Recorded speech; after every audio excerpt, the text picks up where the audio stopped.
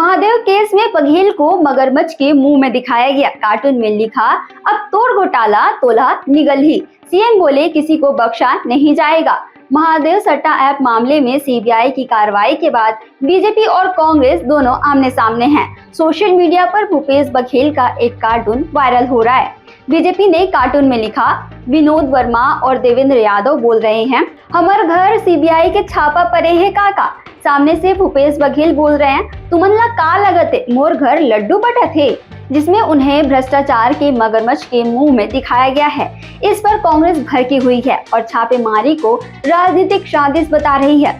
मुख्यमंत्री विष्णुदेव साय ने साफ कहा कि महादेव सट्टा ऐप ने युवाओं की जिंदगी बर्बाद कर दी है। जो भी दोषी होगा उसे छोड़ा नहीं जाएगा, चाहे वो कांग्रेस का हो या फिर बीजेपी का करीबी। सीबीआई के रेड के बाद कांग्रेस हमलावर हो गई है, लेकिन बीजेपी ने जवाबी हमला करते हुए भूपेश बघेल को ही भ्रष्टाचार का सिंबल बता दिया है। वहीं सीबीआई ने साफ कहा है कि जांच में जो भी फंसेगा कार्रवाई पक्की है। डेली अपडेट्स के लिए आप देखते रहें वयम छत्तीसगढ़।